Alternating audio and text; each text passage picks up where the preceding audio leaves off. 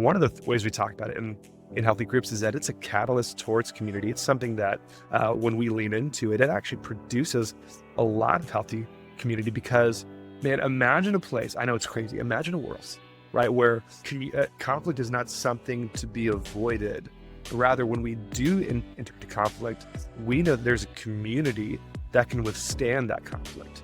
And if you want to talk about being a life-giving, just gospel window into a world that doesn't understand that, man, be a community that is not afraid of conflict, that actually kind of grows from it. Hey guys, this is Adam Ehrlichman, Senior Consultant and Founder of Build Groups. We have a special episode today. So glad you're joining us. Today, I'm taking the back seat and Matt Moore, our co-host. Normally I'm hosting this podcast, but Matt is taking the driver's seat. He's getting the wheel. And actually myself and our VP of Publishing and Content, Sterling Archer, we are the ones who are going to be interviewed today. We're going to be talking about our new small group curriculum called Healthy Groups, starting and strengthening groups in a gospel transformation, about that resource today that releases today on Amazon, a leader guide, participant guide, video on our website, subscription. And so there's going to be something that we're talking about. Really, at the heart of what we're getting at in this episode is we're discussing unhealthy groups and what is a healthy group. Some of the different things that we're seeing out there with churches and with groups and leaders and pastors and what they are experiencing, so that you can have a good beat and pulse on what are the factors and what are the things that are going on with unhealthy groups and how do we help them become healthy. More coming with that in this episode. So glad you're tuning in. Here we go. Welcome to the Build Groups podcast. My name is Matt Moore and I will be your host today, and excited for just a special episode. I'm interviewing Adam Ehrlichman and Sterling Archer. Adam, you usually host, but today I get to be the host. And we're going to talk about healthy groups, and we might touch on unhealthy groups as well, because, man, it's just a key. It's something all group leaders and group pastors are thinking about. How do we plant healthy groups? So, Adam, glad to have you here. Let's talk about healthy groups. Yeah, it's different. The roles are reversed today, right? I'm sitting on the other side with Sterling of us being interviewed, and you're doing the interviewing. So I'm like, I don't even know what to do right now. I'm just hanging out and chilling. So yeah, we're glad to be here. And we're all in one location. And so you're not seeing us. We're going to have a video of this. You're going to have split it. It's not going to be split up. So yeah, Adam, glad to have you. So let's talk unhealthy groups. We'll talk healthy groups, but let's talk unhealthy groups. You're meeting with churches all over the country, and I know this is a concern. Nobody wants to plant an unhealthy group. And so what are some of the things you're seeing out there with health and unhealthy groups? Yeah, I'll let Sterling give some thoughts on this, because we talk about this in the different churches that we engage with. You know, it's, I think we hear more conversation around unhealthy groups than we do healthy groups, which would lead to the conclusion that there are a lot of unhealthy groups. And some churches are afraid to start new groups because they historically have maybe experienced them being unhealthy when they start these new groups.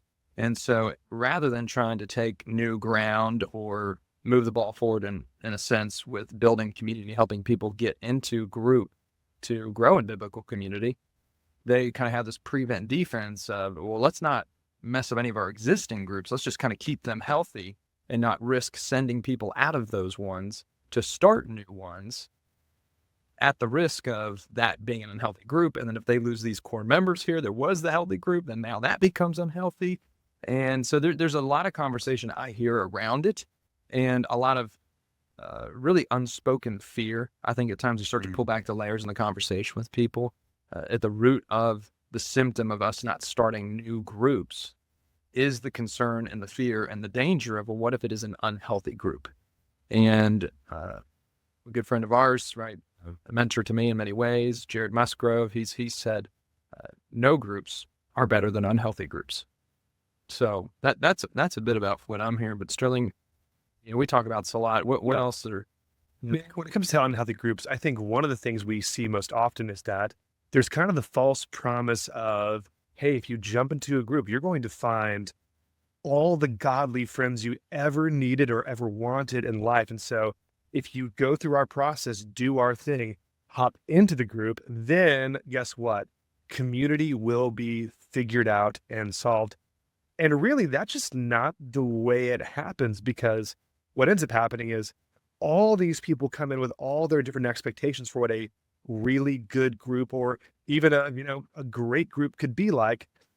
But oftentimes those expectations are just missed, or never communicated, or even worse, totally unfounded. Hmm. And so they come in, and then as soon as their expectations aren't met, what do they want to do? Oh, this isn't what I thought it was. So let me just kind of, maybe I'm not really going to be committed to the group. Maybe I'm really not going to actually dig a little deeper. Maybe I'm just going to let everyone kind of stay at this relational level of just the surface. And what ends up happening is if that's everybody in the group, man, the relational dynamic is off. There's no community built. They're not sharing struggles. They're not going deep into life. They can't do that because of just those faulty expectations on the front end. It's kind of like telling someone to get into a group and that they'll instantly have community when they get into the group. It's like saying, and this is very relevant right now, being January and the New Year's resolutions. Hey, join a gym, you'll automatically be fit. Yeah. This is like, it couldn't be more further from the truth. And there are myths, and we talk about it in our book and our resource that's coming out, Healthy Groups. But one of the biggest myths that the church has told people who come and they say, hey, get into a group and find community. And it's just been this horrible lie that people go in and they get into a group and they go, well, there's not community here, because they were told if they joined, they would have community. And the truth of the matter is that community isn't found, it is forged. It is not found, it is forged through effort, through investment, through time spent with one another, through text messages, through praying for one another, through resolving conflict with each other, through showing up to that sports event that maybe you don't even like that sport, but you love that family and you love that kid. And it is just like herd ball, all the kids falling around, the soccer ball everywhere. There's no soccer. I know that life. Yeah. Yeah, they're in that life, right? Oh, yeah. And it is hard fought for and earned to forge that community, and helping set those expectations. Because as you were really, you're really diving into that, is to be able to mitigate and make sure a group is set up to start healthy. There's a lot of expectations that need to be communicated up on the front, and make sure that we're telling them true biblical matters and not just these kind of false assumptions. You get in, you'll find community. Well, the Bible says, no, it takes a lot of time and effort. It's great. You talked earlier that you talked about the fear of planting new groups. And I think talking to different small group pastors, one of the things I've seen is, they're afraid to plant the group. And it's fascinating to me, because what I've found is that when you plant new groups, you're able to infuse and train those leaders with what you want that healthy culture to be. And this is especially true of new small group pastors. If you're starting new in this role, one of the ways to make dramatic change is by planting groups with the vision you have for that ministry, because you're planting people that are responding well to your leadership, hopefully, Lord willing, that's what you want, not trying to influence people that are put in the role by somebody else. And so if you're able to plant more groups and build groups, we're able to build groups That was great. with people that you're able to influence, you're able to change the culture. If you wait and try to influence people that are put in that role by other people, I just think it's harder. I think there's a lot more effort that's needed, trust that's needed to be built, and it's more difficult to plant that way and build health. Starting new groups where you train the leader before you let them launch the group, and you onboard them with the expectations that you want the group leader have, that is the fastest way to increase group health culture. It is also the quickest way to destroy group health culture. If you don't have an intentional process in the front end, right, to discover, develop, and deploy those new group leaders who start new groups, and new disciples are starting to be formed and discipled there. But it's so true. I couldn't agree more with what you're saying there, Matt. It's those new groups, it is high risk, high reward. And it will, raise the tide for all ministry ships if you do it really well, or it will, it'll suck everything into a black hole. And that's usually the fear. The person that's brand new in that role, the executive pastor, the lead pastor, has told them, hey, we got to clean up there's some unhealth, and we got to clean some of that up. So we don't want to just like plant a bunch of groups. Well, I agree. You don't just want to plant a bunch of groups. You want to have a plan. And you want to have a direction. You want those groups to go. But when you have that direction, you have that plan, and you have the right leaders plant them, it'll bring health to your ministry. So, Adam, you and Sterling have spent time putting together a resource to help local churches. Man, why don't you tell us how healthy groups came about in your curriculum? Talk to us just a little bit about the curriculum. Yeah. So it's been an 8-year project. It's been in the works. And when I say 8 years, we probably didn't do a whole ton of work for 4 years. Didn't do a whole ton. It was just saying a little bit here, a little bit of there. We know we need to do this. So the reason why this came about, it wasn't like just woke up in the middle of the night and a light shone in from the window and the Holy Spirit told me. There was nothing super spiritual. It was just based out of pain point need that our group leaders had in our ministry, in that we would take them through group leader training, this resource. And when we would take them through that, they would finish and they would go, man, this was so good. They would start their group and they go, man, I wish my group members could go through this training. And we would be like, well, it doesn't make sense. There's so much leader language. It wouldn't, land or apply as much. But there was probably about 50 to 60% of the content in here that was very applicable for group members to learn and to know. And so that's where the idea birthed of, let's not just train the group leader, but let's train the group members. Like, let's train not just the leader, let's train the entire group. And so let's take a lot of what we've gotten out of group leader training that would apply to group members, and let's put that into a small group study curriculum, a 4-week study to start and strengthen groups in a gospel transformation. And they can use that, and it will help support the leader launching this new group onto a high trajectory for health. That's great. Yeah, it's funny. I came on board with Build Groups about, 6 months ago, and one of the first things I asked Adam was like, hey, we can make anything. What's the curriculum you'd want to make, and why would you want to make it? And just like you were talking about, having a resource that does set expectations at the front end, right? Help paint a picture of what does it even mean to be a healthy group? Because in church life, I think we often talk about health as this really concrete, solid idea that everyone knows what we're talking about when we say, oh, a healthy group or a healthy church or whatever. And, 9 Marks has done incredible work in their space, in their field. But also, like, when it comes to just regular group life, we use this language of health, but without a lot of just context for what that really means. And I get every church is different. Every context is different at the same time. Like, painting a pretty solid picture of what health could be. As we were talking, we were like, man, if we could help churches really kind of give something tangible to them for that purpose, man, how great would that be? And launching and starting new groups that aren't just like, hey, find all your people, but are more so like, hey, let's talk about gospel transformation and kind of the day-to-day, life on life. What might that look like? And so as we kind of created that resource, that's kind of really where we started is, how do we help groups lead into gospel transformation as kind of the normative, regular practices of their group life? Yeah. So like a practical example, in the first session, we talk about what is a healthy group.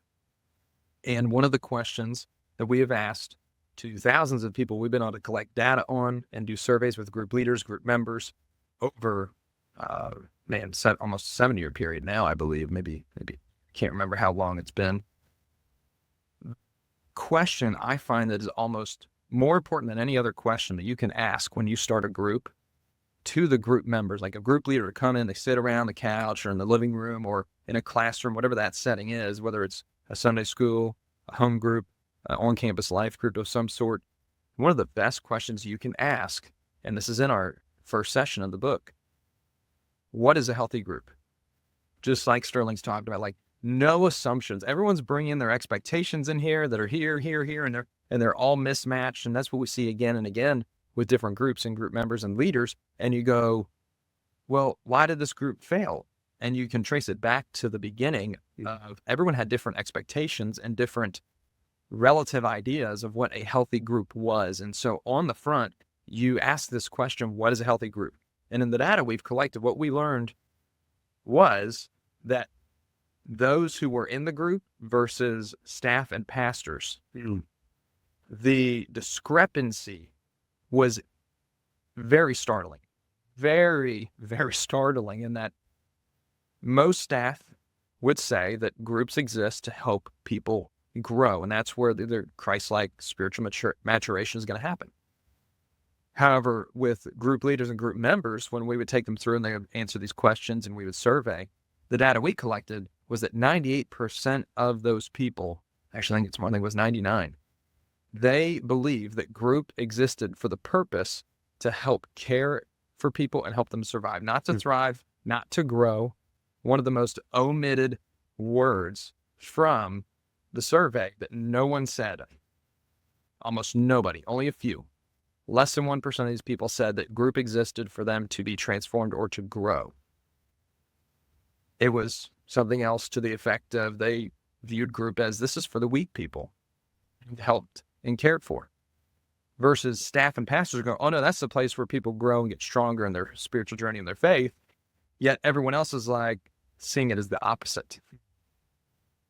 Great. I love that you hit on expectations early in your explanation there, because we found that, really focusing on making sure group members, group leaders, everybody in the ministry knows the expectations of what's happening. It eliminates so many conflicts. I know one of your chapters in here talks about conflict resolution, how to deal with that. Most of those things come up because somebody in the group has an expectation that isn't realistic or isn't what it's designed for. And so, I know I learned a lot from Dave Enns on this, on setting the expectation of the first group meeting with your leaders on, hey, when are we going to meet?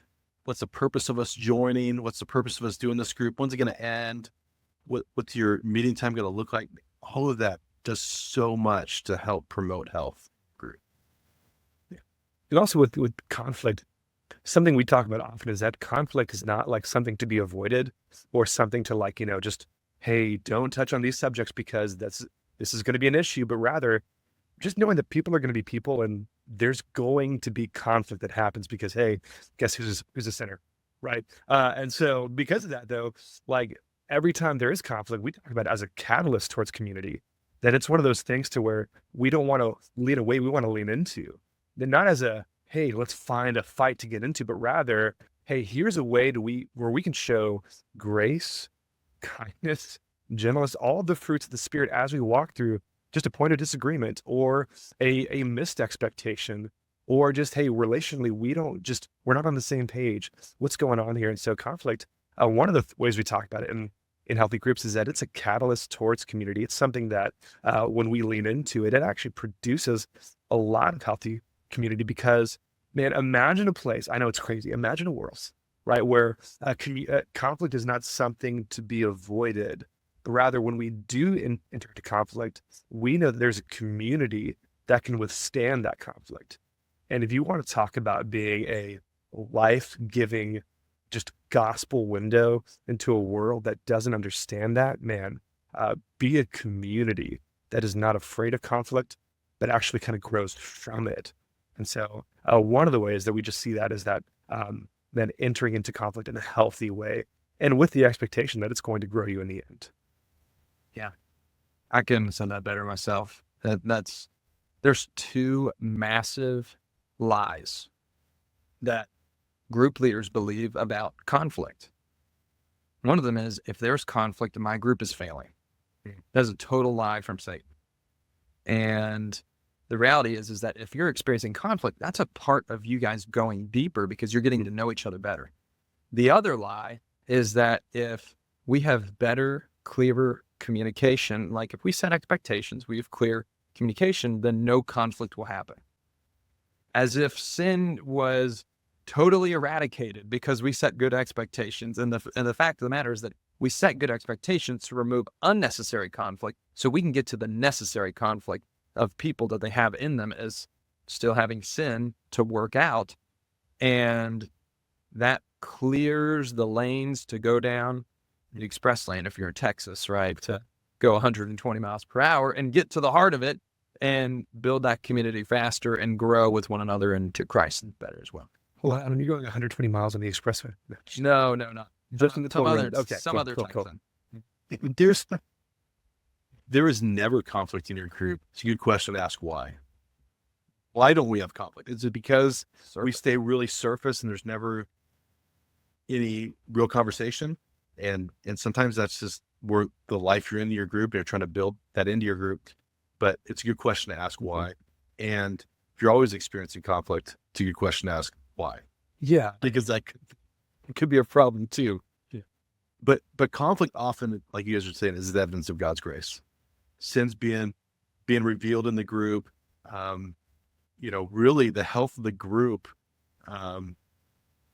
because of conflict, is being made healthier, especially when all parties are coming to the table saying, hey, everybody's here for everybody's good and the glory of God. Mm-hmm. And when that happens, it's beautiful.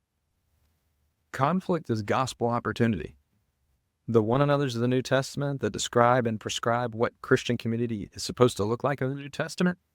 When there is offense and conflict, that is the chance for us to be patient with one another, to be long-suffering with one another, to forgive one another. So even in the conflict that does come up, it's intended to be gospel or to end or lead to gospel.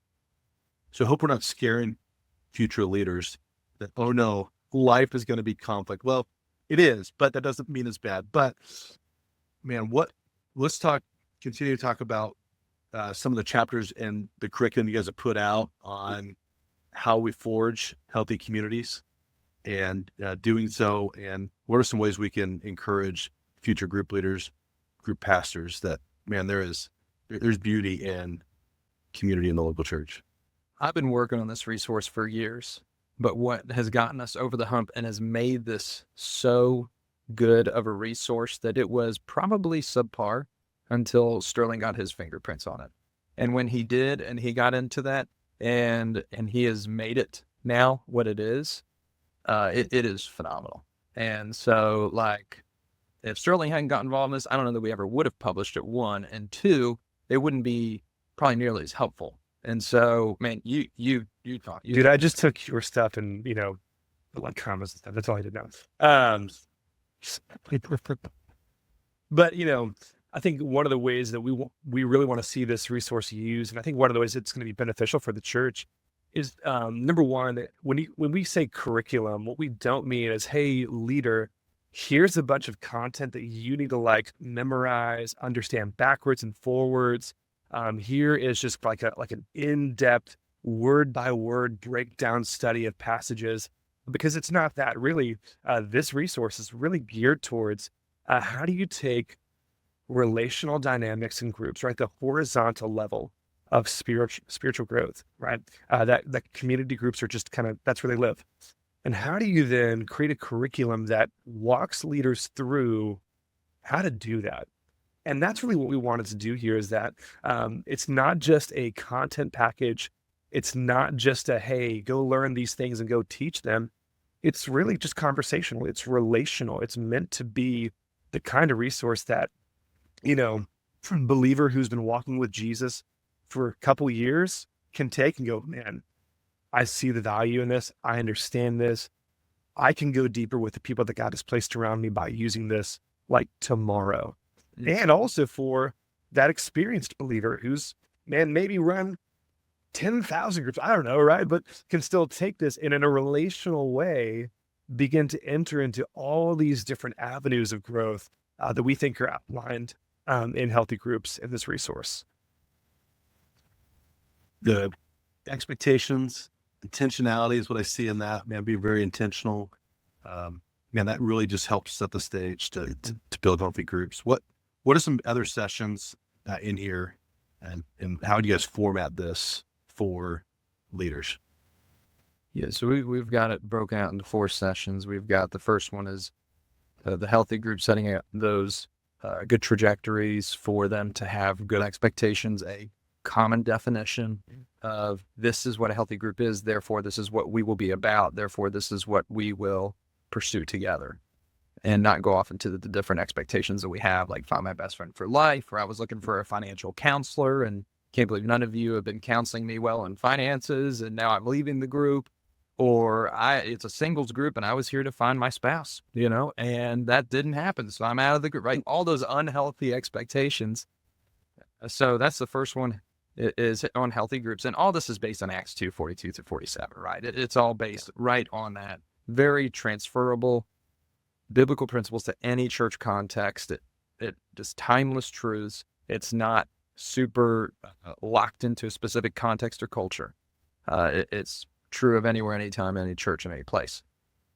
Second session, we go into forging fellowship, diving into how do you build community, because this lie of, well, you can find community, it needs to be eradicated. We need to forge community. People need to understand it takes time and effort. The third one is that fighting for fellowship or resolving conflict, and we get very practical. Here's how you handle conflict, and like here's literally what you can say to help open up the conversation, to remove the emotional charge and have a healthy gospel-centered conversation that leads to forgiveness and resolution. And then the last one is how to grow together. And what does it look like to help one another and oneself mature in spiritual, in their spiritual journey to become more Christ-like. So, Absolutely. And on that note, how we built the sessions, there's a leader guide and a participant guide. And in the participant guide, they can choose, there's all this pre-session work that they can do to kind of just get their minds and their hearts thinking in the direction of just each group session, to where there's questions where they're kind of thinking about, man, how would I define a healthy group? For example, in session 1, and let me kind of read through Acts 2 and kind of get an understanding. And then, when you get to the session in the leader guide, there's a QR code to a video where Adam's teaching on the subject at hand. So, no matter the leader's depth or ability to teach, really that's kind of taken off of them. And we've got a video section to where it's 10 to 12 minutes of Adam working through a particular passage for that session. And then on the back end, a leader kind of walking them through, kind of, let's think about what was just taught, right? And then from there, it's really application focused. It really is thinking about, okay, here's Acts 2:42. Here's a healthy group. What does that mean for us? What are the steps we're going to take? And then the participant guide, there's a post-session study where they go, all right, what do I do? What's my personal next step in this process? And then kind of coupled with that is a prayer section where now, man, as a group, we're praying for these things to take root, because it's not just like an information transfer to then like, all right, cool, healthy group, done. But rather, it's just helping people take the next steps in their own spiritual growth. And then together, collectively, asking God, hey, do this thing that only you can do. Content can only go so far, right? Curriculum can only go so far. Group time can only go so far. It takes God doing that active work in each of the group members collectively. So hopefully we've set this up in such a way to where that becomes a little bit easier to do. Yeah. There's I want to speak to the guy who's listening right now going, man, my leaders know all this stuff. We do all this stuff. And we don't need to get back to the basics. Because a lot of this is like, man, these are the basics of building community. And I remember seeing a video. I'm from San Diego, so I remember seeing a video of it was like an interview with Tony Gwynn, and everybody was like, man, Tony, like, it's amazing, you're a natural hitter. And he laughed. And they looked at him and said, why are you laughing? He goes, let me tell you how natural it is. And then Tony Gwynn goes through his routine, and it started like 7 a.m., got up, got to the ballpark by 9. Everybody was at the ballpark, for a 7 p.m. game, got to the ballpark at 9, went in, hit out the tee for an hour and a half. He said, I put a tee on the outside corner and hit the ball to left field. Then I go watch film of the next pitcher, and then I would eat a healthy lunch. And then I would go and take fly balls in right field. And then I'd go back to the tee and I'd do inside pitches and hit them and pull them. And he went through all of this tee work, taking fly balls, all of this basic stuff. And he goes, then I go play in the game, get home at 10 p.m. and my wife would have out on the table, VHS tapes of the pitcher for the night. wow. And I'd watch those at night till midnight. Yeah. And then I go to bed and get up and do it again. Maybe the greatest hitter of, the last 50 years, like single hitter. And he was doing the basics. I was working on my plan for next year with my executive pastor. And I said, man, I really want to focus on doing the basics really, really well. Yeah. And this is something we can't do too much of. We can't communicate too much of it to our leaders. We can't communicate too much of it to the people in our groups. From the pulpit, we can't communicate the gospel too much. Our lead pastor, Afshin Ziafat, he says often that there's a lot of similarities to what he does and what a TSA agent does, which is, you're like going, where's this going? Yeah. So, but every time you go to the airport, there's a TSA agent and he's saying the same message. Take your shoes off, put your laptop in the box, whatever. I know sometimes you don't have to, but most of the time they're saying the same message over and over. And there's always that guy in line, that guy in line. Me? Yes, it's you, Adam. Going, hey, what about me? Do I need to take my shoes off? Do I need to take my laptop out? Yes, you do. You have to be that guy. But his point is that there's going to be someone in the line that's their first time flying. It's their first time hearing the gospel message. It's their first time hearing it, and they're paying attention and they're listening. Well, it's the same thing Sunday morning in our services. Well, it's the same thing with people in your community group. It's their first time. Yeah. It's the same thing with leaders. Even if they've led in multiple places, maybe they got poor training, they're hearing this for the first time. And so the more we can repeat this, the more we can invest in our leaders, invest in our group members to communicate a clear message, a simple, clear message, the more healthy our groups are going to be. Yeah. Yes. So this is going to probably blow some of y'all's minds who are listening to the audience. What we have found with group leaders is that the vast majority of them never learned the fundamentals.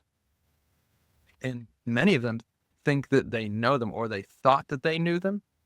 And then they go through our resource and they realize we were never taught the fundamentals of healthy groups, or of what building community actually looks like, or what Christian community truly is, or how to help people grow in all the different aspects of it, that it's not just incomplete with one dimension, but that it's three-dimensional and holistic. And so even to that sense, it's like many people go through our resource and they learn the fundamentals and the basics. That's why we've called it starting and strengthening groups, because we realized at first, we're like, hey, this would help start new groups healthy. And then we realized the vast majority of existing groups need this resource too, because they've never learned these things, which is just kind of mind-blowing in many, many ways. But as we go to different churches and work, and I do trainings with their group leaders who have been doing it for 10, 15, 20, 30 years, or senior pastors who are retired and go through this training, they're like, we've never heard anything like this.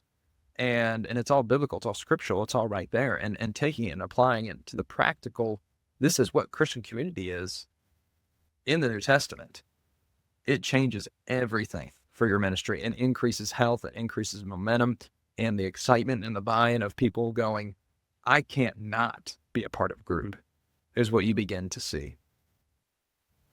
Awesome. It's fantastic. So Adam, tell us when, where is this going to be made available, and how are people going to be able to get their hands on it? So I think this episode is going to drop on the day that it releases. So I think today in podcast land is January 13th. Is that right? I think so. Yeah. So this releases on 13th on Amazon, on our website, buildgroups.net, and everywhere else that it will be posted. One of the cool things about this is that if you're a church who maybe you've got 30 groups that you want to take this study through, you can contact us, and there is church bulk pricing that we have that includes the leader guides that you need, the participant guides that you need, and then on top of that, a subscription to the teaching videos that we've got included in this, and then in other resources that will later be included as well for free. Yes. Yeah, we've got a lot of other free resources that are on the website. You can go to buildgroups.net and you'll be able to find this, be able to navigate and find the new release of this resource, Healthy Group Small Group Curriculum, Starting and Strengthening Groups in the Gospel Transformation. And one of the other parts of this that I think is really important that you're aware of and you know is that this is not just for this resource, but this is the start of a whole small groups library that we are launching online. And so there's video curriculums attached with it now. Sometimes you get a video, small group curriculum, and it is just, it kills the small group because it's like 30, 40, 50 minutes long. And you didn't actually even do small group. You just did Sunday school from a video or a sermon in a video. And so what you really will value about this is that our videos are pretty short. They're 6 to 10 to 12 minutes, I think, max long. And so it really gives a bit of an authoritative voice into the scripture that helps support the group leader to facilitate that conversation without feeling like they have to drop the hammer on everyone and go, well, that's not true. And it's just, hey, the guy in the video, that's what he said. Don't be mad at me. That's what he said. And that's what the book says. And it helps create safer conversation and the group leader to facilitate that well. And so that's another big aspect is we have a whole library and we have other resources that will be launching here in the coming weeks and months of 2025, where we'll have 6, 7, maybe upwards of 8 small group studies that will be in this library. And that subscription is going to give you access to be able to use those and purchase those and get the workbooks and all that good stuff with it too. Absolutely. Well, and I'm sure we'll be doing more episodes. This one, more episodes around healthy groups and how to help people grow in their spiritual journey. But man, this is a lot of fun. Enjoyed having this podcast. Enjoyed being in charge for once. Usually Adam's in charge. Well done, man. You need to be the boss, so it was fun, man. But thanks for listening to another edition of the Build Groups podcast.